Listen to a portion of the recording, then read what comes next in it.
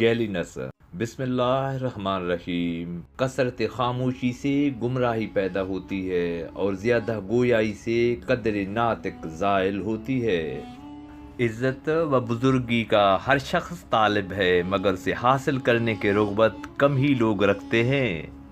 آدمی کی عقل کی دلیل اس کا قول ہے اور اصل کی دلیل اس کا فعل ہے۔